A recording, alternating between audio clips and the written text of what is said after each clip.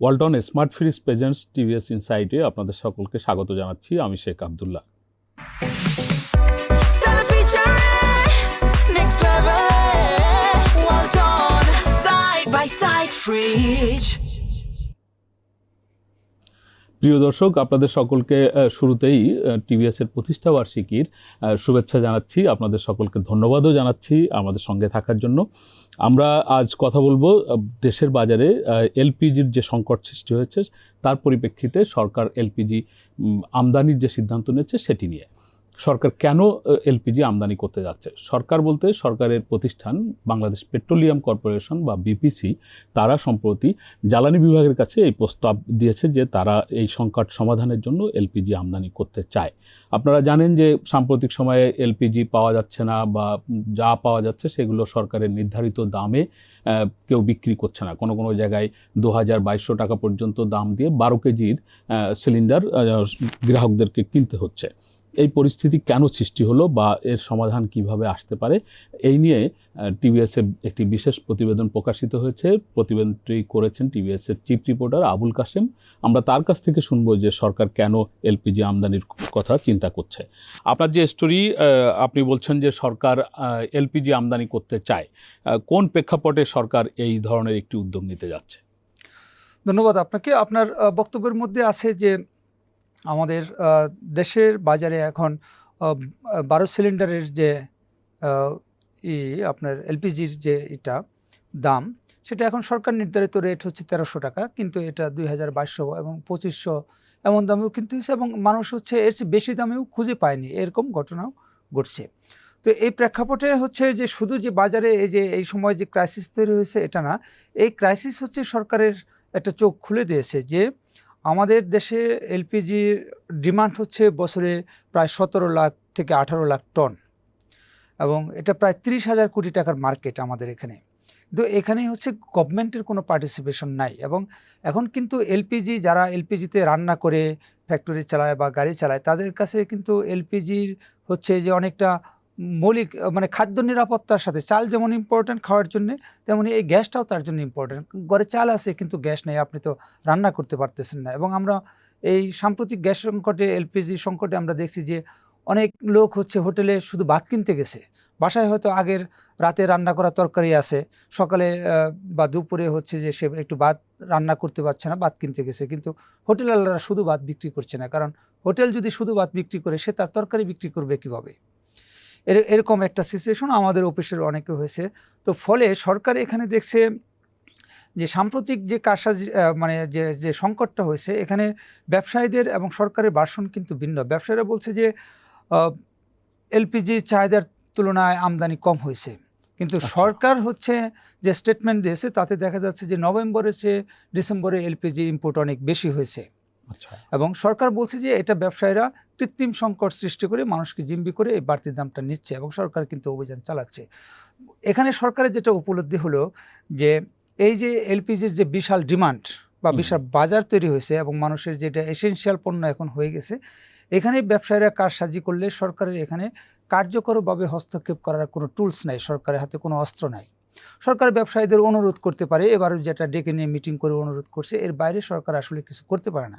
ফলে যে ব্যবসায়ীদের কারসাজি ঠেকানোর জন্য সরকার যে নিজে থেকে বাজারে একটু সাপ্লাই বাড়ায় হচ্ছে যে ডিমান্ডটা একটু ফুলফিল করার চেষ্টা করবে, সেই সক্ষমতা সরকার নেই, কারণ সরকার এলপিজি ইম্পোর্ট করে না। এবং আপনি জানেন যে আমাদের যে ইস্টার্ন রিফাইনারি যে রিফাইন করে আমাদের জ্বালানি তেল, তার তো ক্যাপাসিটি খুব সীমিত, 15 লাখ টনের মতো।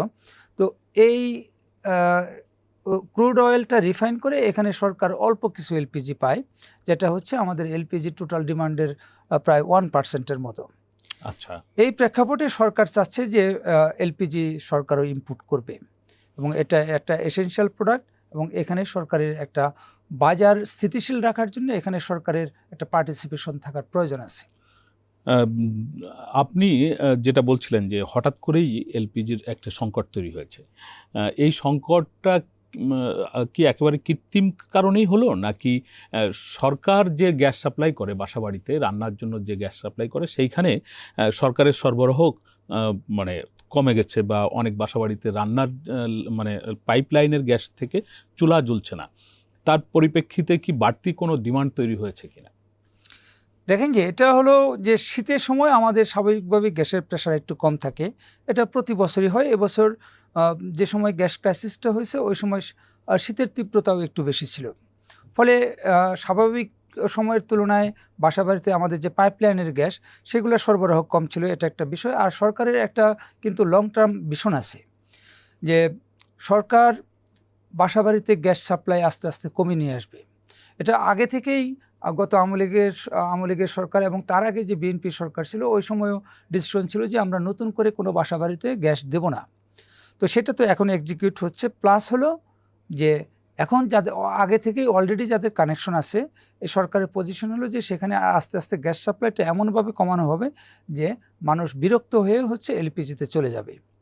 হ্যাঁ, কারণ আপনার কানেকশন আছে মানেই আপনি গ্যাস না পেলেও আপনাকে পেমেন্ট করতে হবে সরকারকে। হ্যাঁ, তাই করতে হচ্ছে। তো যেখানে গ্যাসের প্রেশার নাই, পাইপলাইনে হচ্ছে যেখানে গ্যাস আসছে না, কিন্তু মানুষকে প্রিপেড দিতে মিটার হচ্ছে নাই, টাকা। সেখানে হচ্ছে আপনাকে চুলা ভিত্তিক যে হিসাব সেখানে পেমেন্ট করতে হবে। এটা সরকারের একটা পলিসি। কিন্তু সরকার এই সময় হচ্ছে কৃত্রিমভাবে বাসাবাড়িতে গ্যাস সংকট কমিয়ে দিচ্ছে এরকমটা মনে হয়নি। প্রাকৃতিকভাবে এটা কমেছে। প্রাকৃতিকভাবে মানে হচ্ছে এক হলো যে শীতের কারণ, আরেকটা হচ্ছে যে আমাদের পাইপলাইনে আসলে গ্যাসের সরবরাহ কম। সরকার আমাদের উৎস থেকে গ্যাস খনি থেকে যে গ্যাস পাচ্ছে বা যে পরিমাণ এলএনজি ইনপুট করছে সেটা হচ্ছে আমাদের চাহিদার তুলনায় খুব কম। আপনি দেখছেন যে আমাদের সার কারখানাগুলি বন্ধ আছে গ্যাসের অভাবে। সরকারের সার কারখানা, সরকার সেগুলি চালাতে পারছে না। অনেক বিদ্যুৎ কেন্দ্রে সরকার হচ্ছে গ্যাস দিতে পারছে না, বিদ্যুৎ উৎপাদন বন্ধ রাখতে হচ্ছে। এটা কিন্তু উপদেষ্টা স্বীকার করছেন যে আমাদের গ্যাসের ডিমান্ড হচ্ছে কত হলো আপনার 4000 MMTU, কিন্তু সেখানে হলো সরকার 2600 থেকে 2700 বা 2800 MMTU সরবরাহ করতে পারছে। এই যে একটা ঘাটতি, এটা সরকারকে বিভিন্ন জায়গায় ম্যানেজ করতে হচ্ছে। জনাব আবুল কাশেম, আপনি অনেক বছর ধরে সরকারের এই বাজার ব্যবস্থাপনার নীতি নিয়ে কাজ করেন এবং আপনি জানেন যে সরকার ধরেন টিসিবির মাধ্যমে আমরা দেখি যে বেশ কিছু পণ্য বাজারে সরবরাহ করে, খাদ্য অধিদপ্তরের মাধ্যমে চাল এবং আটা সরবরাহ করে থাকে। তার মধ্য দিয়েও আমরা দেখি যে আপনার ভোজ্য তেল, চাল, আটা এগুলোর দাম হঠাৎ করে অস্বাভাবিকভাবে বেড়ে যায়, যেটাকে স্বাভাবিক মনে হয় না। অনেক সময় বিশেষজ্ঞরা এখানে কারসাজি আছে এই ধরনের কথা বলে থাকেন।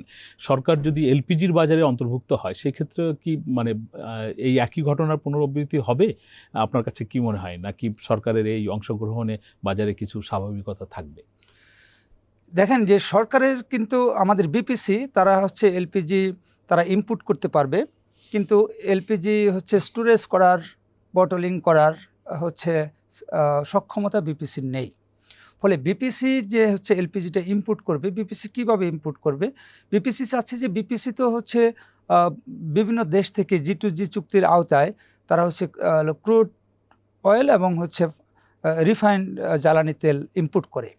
তো বিদেশে যেসব কোম্পানি বাংলাদেশকে রিফাইন জ্বালানি তেল সরবরাহ করে, তারা তো তাদের হচ্ছে অনেক বড় বড় রিফাইনারি আছে, তো সেখানে হচ্ছে এলপিজি উৎপাদন হয়। ফলে G2G চুক্তির ভিত্তিতে যেখান থেকে আমরা হচ্ছে জ্বালানি তেল আনি, তাদের কাছ থেকে চাইলে বিপিসি G2G চুক্তির আওতায় এই এলপিজি ইনপুট করতে পারবে। এবার ইনপুট করার পরে হচ্ছে যে আমাদের যে প্রাইভেট অপারেটর আছে এলপিজির, এখন প্রায় 30-32টা কোম্পানি, তো তারা হচ্ছে লাইটারেসে এগুলি বহন করে। তো এই বহনটা তাদের মাধ্যমে, এই বেসরকারি লাইটারেসের মাধ্যমে করতে হবে। এরপরে হচ্ছে বিপিসির এই এলপিজিটা তারা হচ্ছে এই বেসরকারি কোম্পানিগুলোকেই তারা সরবরাহ করবে। ফলে আপনার বেসরকারি কোনো কোম্পানি বলতে পারবে না যে আমার কাছে এলপিজি নাই, কারণ বিপিসি কাকে কতটুকু দিচ্ছে সেই হিসাব বিপিসির কাছে থাকবে। এটা হলো একটা পয়েন্ট। দ্বিতীয় পয়েন্ট হলো যে আমাদের দেশের ব্যবসায়ীরা এতটা শক্তিশালী এবং অন্যদিকে সরকারের বাজার ব্যবস্থাপনাটা এতটাই দুর্বল যে আপনি যত যাই করেন ব্যবসায়ীরা কারসাজি করতে পারে এবং সহজেই তারা এটা পার পেতে পারে। এবং এবছর আপনি এলপিজির ক্ষেত্রে যেটা দেখছেন যে জাস্ট হলো এক সপ্তাহের মধ্যে তারা হচ্ছে হাজার হাজার কোটি টাকা মানুষের পকেট থেকে নিয়ে গেছে।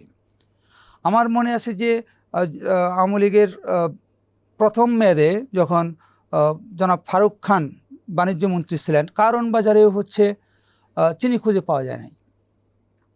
হ্যাঁ, হঠাৎ করে তেল চিনি হ্যাঁ, এরকম হঠাৎ উধাও করে হয়ে হচ্ছে যাওয়া। যে চিনি নাই, এবং এই চিনি হচ্ছে আপনার 2 দিন খুঁজে পাওয়া যায় না, এরপরে কিন্তু বাজারে পর্যাপ্ত চিনি। তো তাহলে এটা হচ্ছে যে ব্যবসায়ীরা, এই সক্ষমতা ব্যবসায়ীদের আছে। কারণ হলো যে ব্যবসায়ীরা হচ্ছে প্রশাসনে যারা থাকে তাদেরকে হচ্ছে নানানভাবে তাদেরকে খুশি রাখে, এবং এরা হচ্ছে সরাসরি বললে এরা হচ্ছে সরকারের প্রভাবশালীদেরকে টাকা দেয়, এবং সেই কারণে সরকারের প্রভাবশালীরা চোখ বন্ধ করে থাকে এবং কিছুই করতে পারে না। এরা হচ্ছে আপনার বাজার মনিটরিং করার কথা বলে নানান রকমের কমিটি করে ভোক্তা অধিকারের 2-4টা জায়গায় বাজারে খুচরা ব্যবসায়ীদের হচ্ছে জেল জরিমানা করে, কিন্তু আপনার যে মিল যে হচ্ছে তার পণ্য দিচ্ছে না, তারপরে হচ্ছে ডিলার যে হচ্ছে তার পণ্য খুচরা ব্যবসায়ীদের কাছে ছাড় করছে না, এসব জায়গায় কিন্তু কোনো অ্যাকশন নাই। আপনি যে বললেন যে ব্যবসায়ীরা অনেক শক্তিশালী এবং সরকারের বাজার ব্যবস্থাপনা অত্যন্ত দুর্বল, এই যে একটা অবস্থা, এইখান থেকে আসলে উত্তরণের উপায় কি? আপনার অভিজ্ঞতা কি বলে? আপনি কি মনে করেন? এখান থেকে উত্তরণের হচ্ছে আপনার 2টা উপায়। একটা উপায় হলো যে সরকারকে আইনের শাসন নিশ্চিত করতে হবে। যদি কোনো ব্যবসায়ী, যদি কোনো ব্যক্তি, কোনো সাংবাদিক বা যে কেউ যে কোনো আইনের হচ্ছে সে লঙ্ঘন করে, তার বিরুদ্ধে অ্যাকশন নিতে হবে। অ্যাকশন নেওয়ার ক্ষমতা সরকারের থাকতে হবে, কিন্তু সেটা আমরা কিন্তু দেখছি না। এই যে আপনার গ্যাস পাওয়া গেল না, মানুষ রান্না করতে পারলো না, কারো বিরুদ্ধে কোনো বড় কোম্পানির কারো বিরুদ্ধে কোনো অ্যাকশনের কোনো ঘটনা বা সরকারের একটা মানে কারো চোখে রেগুলেটরি পড়ে নাই। অথরিটি, এনার্জি রেগুলেটরি কমিশন, তারা একটা দর নির্ধারণ করছে, সেই দরে কেউ বেচা কেনা করছে না। ভোক্তা অধিকার সংরক্ষণ অধিদপ্তর আছে, তারা এগুলো কিছু দেখছে না। বেশি দামে বেচা কেনা হলেও সেখানে কোনো ধরনের পদক্ষেপ তো আমরা দেখিনি না, এখনো এটা তো পর্যন্ত। শুধু হচ্ছে আপনার এই এলপিজির ক্ষেত্রে না, আপনি কিছুদিন আগে সরকার পেঁয়াজের দাম বেঁধে দিছে, আলুর দাম বেঁধে দিছে। আমরা পলিটিক্যাল সরকারের সময় দেখতাম যে ব্যবসায়ীরা সেটা মানছে না, তো পলিটিক্যাল গভর্নমেন্টের হয়তো অনেকের সাথে ভোজ্য তেলের ক্ষেত্রে কম্প্রোমাইজ, একটা ঘটনা হ্যাঁ, আমরা দেখলাম। কম্প্রোমাইজ করতে হয় বা করে, কিন্তু এই সরকার কেন দাম নির্ধারণ করে দিয়ে সেটা পারলো না, সেটা কিন্তু আমরা দেখে নিয়েছি। এই সরকার চালের দাম নির্ধারণ করে দিয়েছে, কিন্তু সেটাও হচ্ছে বাজারে বাস্তবায়ন করতে পারে না, কিন্তু তার বিরুদ্ধে কারো বিরুদ্ধে কোনো অ্যাকশনও নেয় নাই। আমরা সম্প্রতি একজন উপদেষ্টাকে বলতে শুনলাম যে হচ্ছে পদ্মা সেতুর কারণে নাকি চালের কেজি 20 টাকা করে বেড়ে যায়। একটা অ্যাবসার্ড কথা তারা বলে দিছে। যাই হোক, আরেকটা উপায় আমি যেটা বলবো যে বাজারে যে প্রতিযোগিতা সৃষ্টি করার জন্য সরকার একটা প্রতিযোগিতা কমিশন করেছে। একই সাথে আবার হচ্ছে আমাদের বাণিজ্য মন্ত্রণালয়ের যে ট্রেড আছে, ট্রেড উইং আছে, ট্রেড অর্গানাইজেশন উইং বা ডিটিও, তাদের হচ্ছে আইনে বলা আছে যে আপনি যদি একটা ব্যবসা করতে যান, আপনার ওই ব্যবসা সংশ্লিষ্ট চেম্বার বা অ্যাসোসিয়েশনের মেম্বার আপনাকে অবশ্যই হতে হবে। ফলে আপনার এই যে এই এলপিজির ব্যবসা বলেন, যে ব্যবসায়ী বলেন, এলপিজির ব্যবসা 20-30 জন ব্যবসায়ী করতেছে, এদের একটা অ্যাসোসিয়েশন। আপনি যদি হচ্ছে সিমেন্ট ব্যবসার কথা যান, সিমেন্ট ব্যবসায়ী 7-8টা কোম্পানি, তাদের একটা অ্যাসোসিয়েশন। দেখেন যে যখন একটা প্রোডাক্ট 7-8টা কোম্পানি উৎপাদন করে এবং তাদের অ্যাসোসিয়েশন করে যখন আপনি এক জায়গায় বসার সুযোগ করে দিচ্ছেন, সেখানে তো তারা সিন্ডিকেশনটা হবেই। তো তাহলে প্রতিযোগিতাটা হবে কোথায়? সরকারের এই 2টা আইন, একটা প্রতিযোগিতা আইন আর একটা হচ্ছে যে ট্রেড অর্গানাইজেশন যে রুল, এই 2টা তো হচ্ছে পরস্পরের সাথে সাংঘর্ষিক। এখান থেকে যে কোনো একটাকে হচ্ছে সরকারের সংশোধন করা উচিত। ধন্যবাদ আবুল কাশেম আপনাকে। প্রিয় দর্শক, আমরা এতক্ষণ ধরে আবুল কাশেমের কাছ থেকে শুনছিলাম। এতদিন সবাই বলে আসেন যে জ্বালানি একটি কৌশলগত পণ্য। আবুল কাশেম বললেন আসলে এটি কৌশলগত পণ্যের থেকে আসলে আরও একটু এগিয়ে মৌলিক পণ্যে পরিণত হয়েছে। এরকম মৌলিক পণ্যের বাজারে সুষ্ঠু ব্যবস্থাপনা থাকবে, সেটি আমাদের প্রত্যাশা। সরকার অবশ্যই একটি ভালো উদ্যোগ নিয়েছে, বাজারে সরকারি সরবরাহ বাড়ানোর জন্য আমদানি করতে চাই। আমরা চাই সরকারি সরবরাহ বৃদ্ধি করে হোক, অথবা এই ব্যবসার মধ্যে যে নিয়ম শৃঙ্খলা বা আইন বাস্তবায়ন করা, সেটি নিশ্চিত করে হোক। বাজারে গ্রাহকদের বা ভোক্তাদের স্বার্থটা রক্ষা করবে সরকার, সেটি আমাদের প্রত্যাশা। আমাদের আলোচনা আপনাদের ভালো লাগলে আপনারা শেয়ার করবেন, লাইক করবেন, আমাদের সঙ্গে থাকবেন। সকলকে ধন্যবাদ।